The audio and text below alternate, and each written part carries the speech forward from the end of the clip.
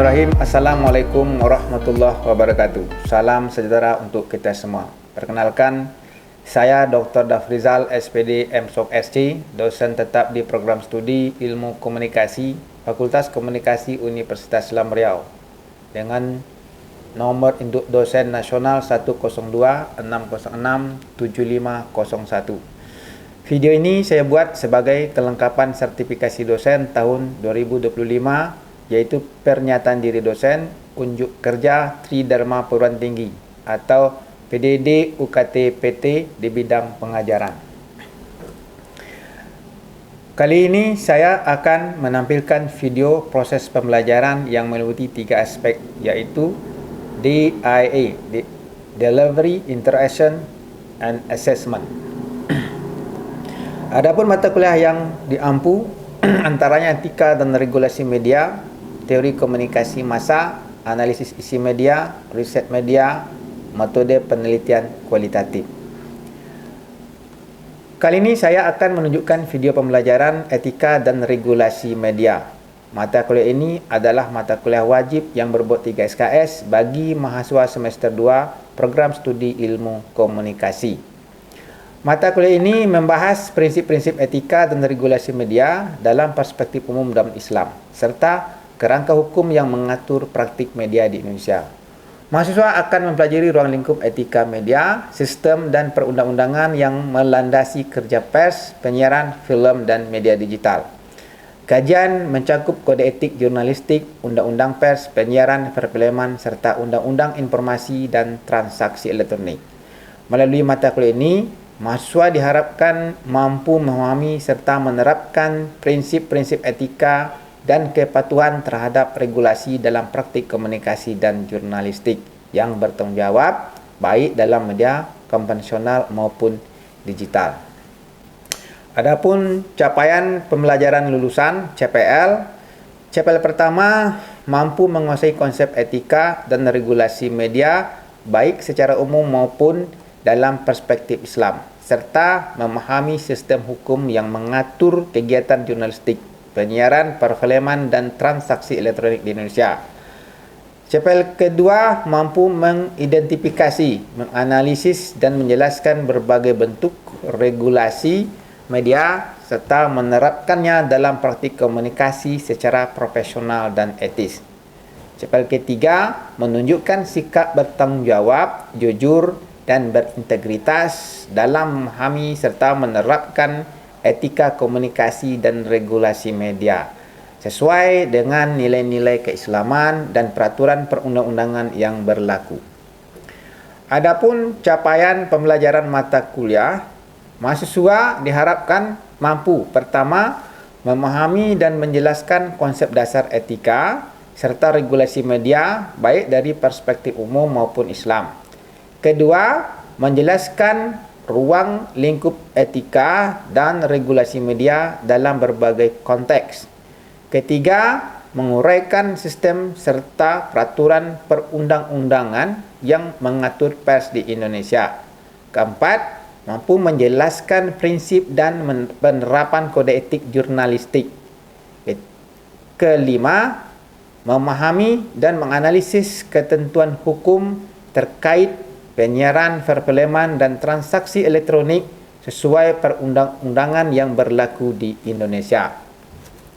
Kemudian materi pembelajaran pertama, konsep etika dan regulasi media, perspektif umum dan Islam, ruang lingkup etika dan regulasi media, sistem dan peraturan perundang-undangan tentang pers di Indonesia, kode etik jurnalistik, undang-undang penyiaran di Indonesia, undang-undang perfilman di Indonesia, media baru, dan regulasi dalam undang-undang informasi dan transaksi elektronik. Kemudian bentuk kegiatan pembelajaran, pertama ceramah interaktif dan diskusi kelas atau interactive discussion, kedua project based learning, dan yang ketiga tugas mandiri dalam bentuk kajian literatur berbasis contextual learning. Kemudian komponen penilaian mata kuliah, pertama kehadiran 10%, kedua partisipasi aktif dalam kelas berbobot 20%, kuis atau penilaian formatif 10%, tugas mandiri dan kelompok 20%, ujian tengah semester 20%, dan ujian akhir semester 20%. Adapun referensi yang digunakan ada berbagai sumber yang relevan seperti karya Ahmad Z.A. 2014, Perbandingan Sistem Pers dan Sistem Pers di Indonesia, terbitan Media Tama Surabaya. Kemudian beberapa artikel saya sendiri yang terbit di jurnal maupun di book chapter. Pertama, Politics and Media Hegemony Policy in Indonesia, Jurnal Komunikasi Ikatan Sarjana Komunikasi Indonesia tahun 2021. Kemudian Indonesian and Malaysian Press Policy Pre and Post Independence, International Journal of Media and Communication Research, terbit tahun 2021.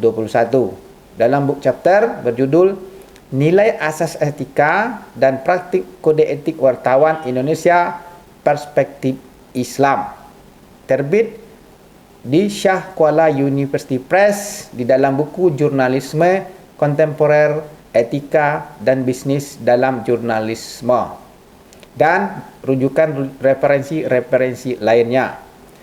Selanjutnya saya akan menampilkan video proses pembelajaran di kelas dengan mata kuliah Etika dan Regulasi Media dengan topik pembahasan perkembangan sistem pers dan penyiaran di Indonesia secara tatap muka.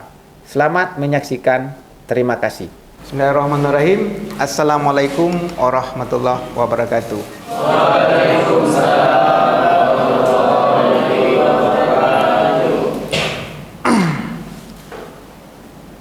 Salam sejahtera untuk kita semua pada pagi hari ini. Dan pagi hari ini kita akan melanjutkan pertemuan kita sebelumnya. Sebelumnya saya ingin menanyakan apakah saudara-saudara semua dalam keadaan sehat? Sehat, Pak. Alhamdulillah. Baik. Dah makan ya? Makan pagi, sarapan pagi? Sudah, Pak. Nah, ya. Oke. Baik, jangan lupa ya, kita isi absen di cerdas kita supaya kita terikut presensi kita pada pagi hari ini.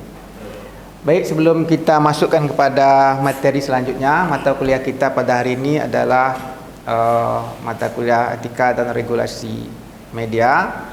Dan mungkin saya perlu menanyakan pertemuan kita minggu yang lalu. Kita pernah membahas tentang isu-isu tentang konsep etika secara umum, kemudian ruang lingkupnya, dan badan-badan yang mengatur tentang regulator media. Oke, kira-kira ada yang ingat?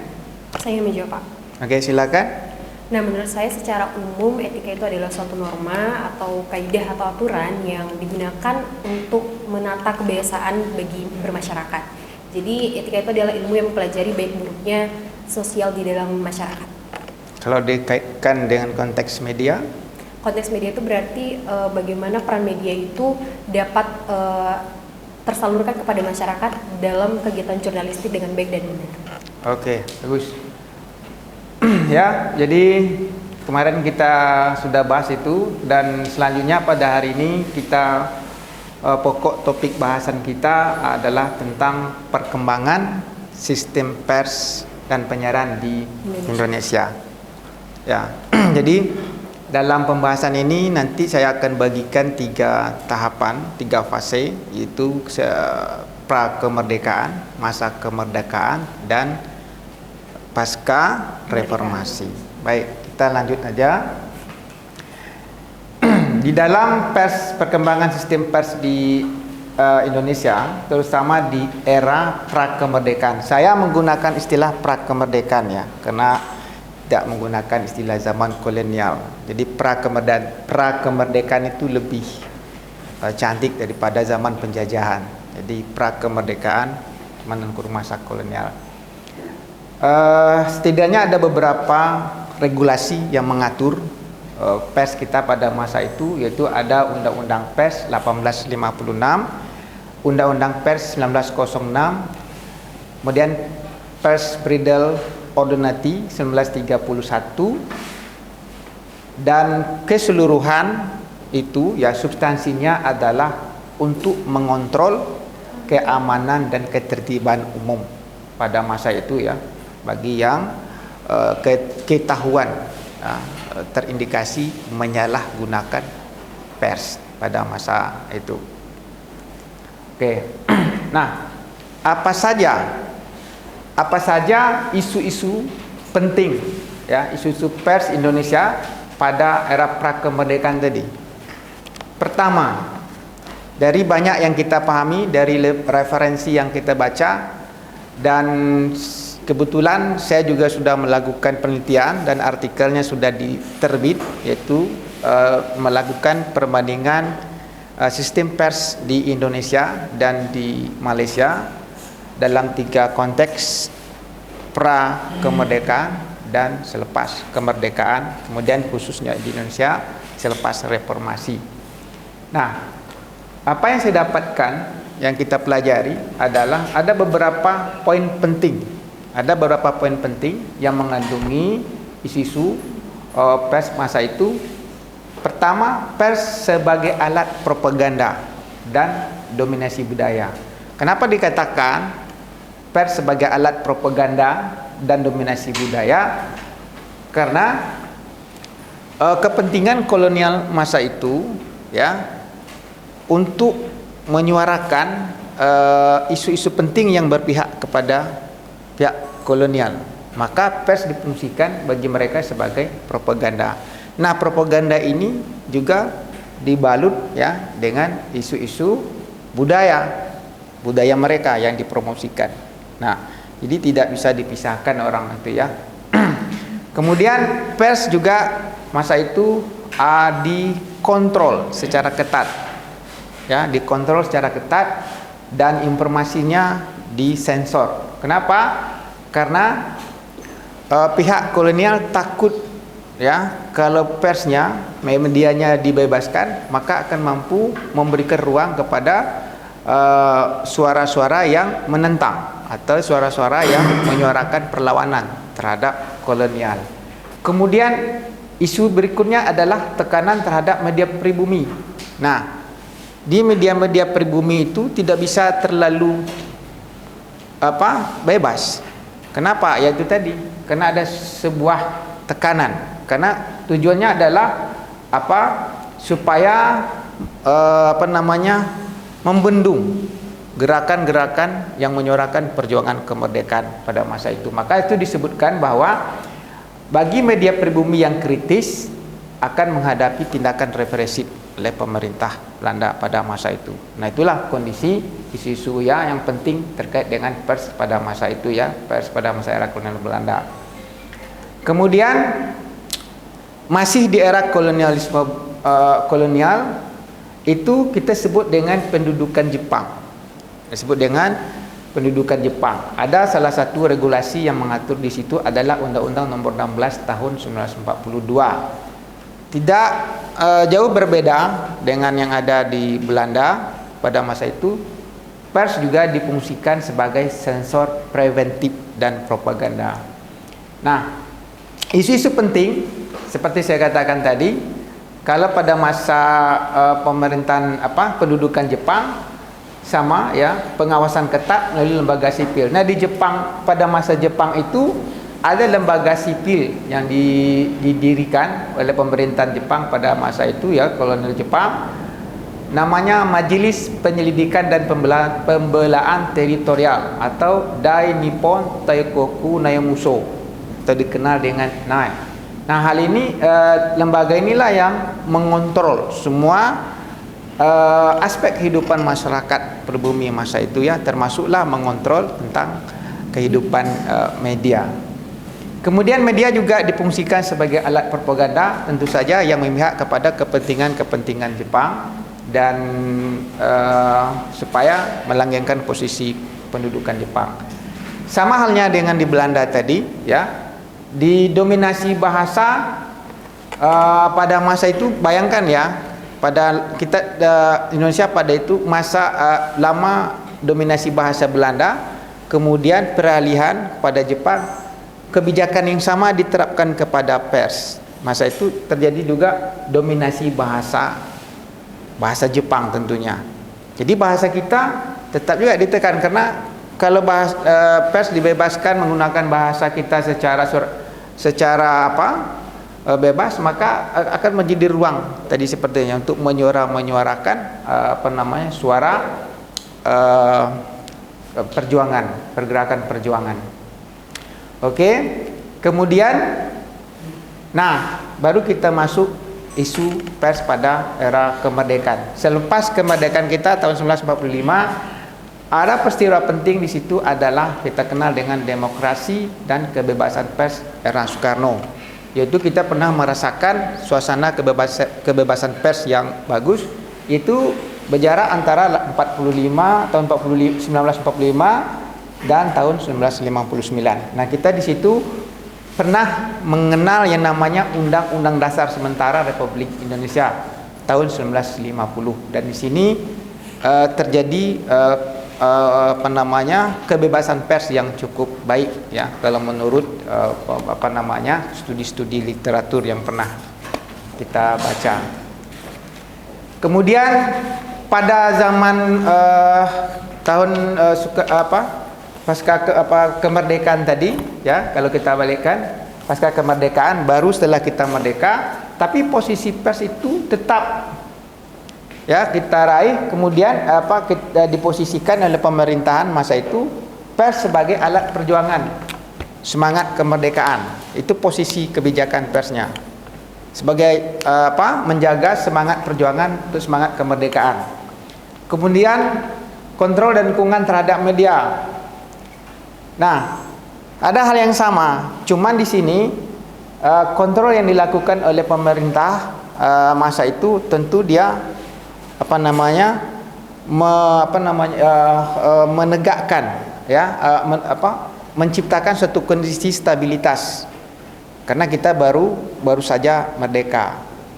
Jadi ada tetap diberikan suatu bentuk sensor demi stabilitas negara dan memberikan dukungan finansial. Nah, supaya sejalan dengan pemerintah. Tadi kolonial sejalan dengan pemerintah kolonial juga. Nah, sekarang ketika kita sudah merdeka, masa itu harus sejalan juga ya dengan pemerintah, supaya kita tetap tadi mempertahankan semangat kemerdekaan. Dan di sisi lain ada juga disebut dengan kebijakan pers yang dinamis. Nah, kebijakan pers yang dinamis itu tergantung kondisi politik pada masa itu. Seperti pada tahun 1945 ke 59 kita pernah mengalami yang kita sebutkan tadi, ada kebebasan peralihan, ada kebebasan. Kemudian pada waktu tertentu, karena untuk menjaga stabilitas, kita dilakukan lagi kontrol. Nah, jadi tergantung memang situasi politik pada masanya. Kemudian peralihan. Nah, peristiwa sejarah terjadi lagi, peralihan antara Orde Lama istilahnya ya, pemerintahan Soekarno, kemudian pada pemerintahan Soeharto yang dikenal sebagai Orde Baru. Nah, beberapa kebijakan yang terkait dengan media pada masa Orde Baru yang menelurkan regulasi, diantaranya misalkan ada Undang-Undang Pers nomor 11 tahun 1966, ada juga Undang-Undang Pers nomor 4 tahun 1967, Peraturan Menteri Republik Indonesia tahun 1969, dan Undang-Undang Pers 21 tahun 1982. Kesemuanya itu adalah ya transisi dari 1966 tadi, pengkontrolan media, kemudian semuanya itu dalam satu simpulan itu kita menerapkan yang namanya sistem pers Pancasila. Sistem pers Pancasila. Kalau dilihat dari segi Orde Baru, masa itu adalah kita konteksnya adalah mengisi pembangunan. Maka pers waktu itu, pers Pancasila, ya, dia berperan untuk mendukung pembangunan. Maka semboyannya pada masa itu Orde Baru adalah untuk mengisi pembangunan nasional, pembangunan Republik Indonesia. Karena kita pasca merdeka, ya, pasca merdeka tadi. Jadi pada Orde Baru itu yang ditekankan. Dan kita menerapkan sistem pers Pancasila. Kemudian pada dinamika kebijakan yang berlaku pada zaman Orde Baru, ya, ada beberapa isu penting yang terjadi. Pertama, kendali penuh oleh pemerintah. Nah, ini yang kita dapati. Media dikendali penuh oleh pemerintah karena masa itu kita hanya ada namanya Menteri Penerangan, ya, satu arah, bukan menteri, ya. Sekarang kita Menteri Kominfo kan setelah reformasi. Jadi sensor dan pembatasan isi. Jadi isi-isi media tidak seperti sekarang yang kalian lihat, ya, yang kita rasakan sekarang. Itu sangat dibatasi. Kalau kira-kira isinya kira-kira bisa merugikan, mengganggu stabilitas dan pembangunan, maka itu akan dikontrol, akan dikenakan sanksi. Kemudian kepemilikan media juga tidak sebanyak sekarang. Dulu ada pembatasannya, ya. Nah, banyak kan pemerintah mengendalikan kepemilikan media itu seperti media cetak, radio dan televisi. Kemudian ada poin berikutnya adalah tekanan terhadap media yang kritis. Jadi pada masa itu kalau ada media-media yang suaranya agak lantang menyoroti tentang kebijakan pemerintah, maka akan dilakukan satu tindakan sensorship. Kan ada istilah di situ disebutkan dibredel, bahkan dihentikan operasinya. Itu masa Orde Baru. Nah, keadaan ini cukup menyulitkan, ya, insan pers, insan media pada masa itu, dan terjadilah momen besar, ya, pada tahun 1968 mulai perjuangan. Maka disitulah tercetusnya reformasi. Nah, di mana di reformasi pemerintahan beralih, ya, dari rezim pemerintahan Soeharto, Bapak Presiden Soeharto, kemudian kepada B.J. Habibie atau Presiden B.J. Habibie. Itu di era reformasi. Undang-undang yang regulasi yang mengatur pada saat itu ada yang menarik, yaitu ada pemisahan, ya, ada pemisahan antara pers yang cetak kemudian penyiaran. Jadi penyiaran sudah punya undang-undang sendiri, kemudian pers punya sendiri yang cetak. Maka di undang-undang pers pada masa itu adalah Undang-Undang Nomor 40 Tahun 1999. Kemudian berikutnya Undang-Undang Penyiaran Nomor 32 Tahun 2002. Nah, itulah bentuk salah satu perubahan monumental yang terjadi di dunia media, pers dan penyiaran Indonesia ketika masuk era reformasi. Nah, kemudian kebebasan pers. Nah, yang kita rasakan sekarang, kalian bisa upload konten suka hati, ya, apa yang terasa diupload segala macam, apa yang enak ditonton. Ini titik poinnya itu dari sini. Maka kita mendapatkan istilahnya kebebasan pers. Itu pasca reformasi. Dan poin-poin pentingnya adalah pasca reformasi, seperti saya sampaikan tadi, ada penghapusan sensor, regulasi yang ketat yang dilakukan oleh pemerintahan Habibie, ya, mengakhiri praktik sensor media, mencabut berbagai aturan yang membatasi kebebasan pers, kemudian memberikan kemerdekaan pers dan kemerdekaan berekspresi, ya.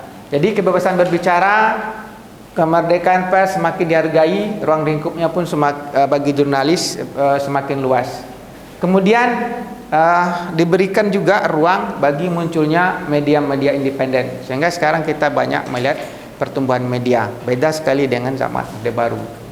Dan selanjutnya ada, kita lihat di sini, profesionalisasi organisasi pers. Nah, di situ kita sekarang ada badan tersendiri, ya, yang mengawasi pers. Salah satunya misalkan ada organisasi seperti Persatuan Wartawan Indonesia (PWI). Nah, ini adalah buah dari hasil peristiwa reformasi. Oke. tiga aspek yang saya sampaikan tadi, tiga isu yang tiga era yang saya sampaikan tadi, era pemerintah kolonial, kemudian era kemerdekaan, kemudian reformasi. Oke. Sampai di sini mungkin ada yang ditanyakan? Ya. Oke, silakan. Saya mau bertanya mengenai bagaimana konteks persamaan peran pers pada masa kolonial Jepang dan Belanda, Pak. Oke, pada Jepang dan Belanda. Seperti saya sampaikan tadi, ada isu penting ya, ada isu penting yang titik persamaan, berarti sama-sama era kolonialisme ya, baik era Belanda maupun di era Jepang, yaitu memposisikan media sebagai alat propaganda untuk kepentingan penjajah. Kemudian juga melakukan kontrol yang ketat terhadap media-media perjuangan atau media pribumi, dan juga menempatkan promosi budaya yang dibawa oleh para kolonial. Kenapa? Karena ketika budaya itu menyebar dan menyatu dengan masyarakat pribumi, maka kepentingan untuk penjajahan, kepentingan untuk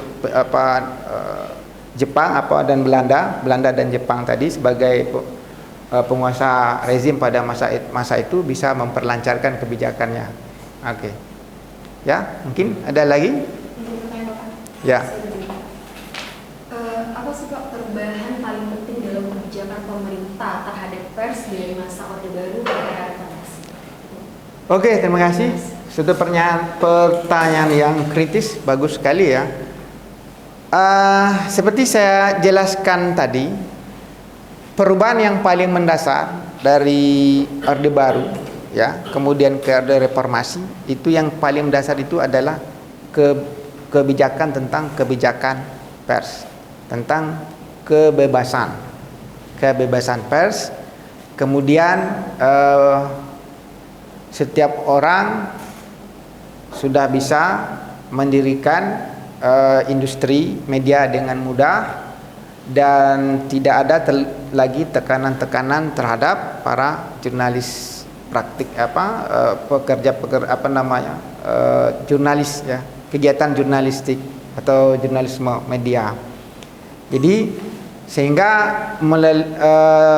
dua hal tersebut menghasilkan setidaknya ada dua regulasi yang penting yang dipisahkan, seperti regulasi pers tahun 1999, nomor 40 tahun 99, kemudian ada regulasi tentang penyiaran sendiri ya, tahun 2002 ya, tahun 2002. Jadi itulah antara buah reformasi ya, dari peralihan antara Orde Baru dan reformasi. Yang kita rasakan hari ini adalah kebebasan pers. Oke, saya kira itu. Mungkin tidak ada lagi pertanyaan? Cukup, baik. Kalau dengan demikian saya ucapkan terima kasih dan pertemuan kita pada pagi ini, dan mudah-mudahan minggu depannya akan kita lanjutkan lagi dengan pokok bahasan berikutnya. Baik, sekian dari saya. Assalamualaikum warahmatullahi wabarakatuh.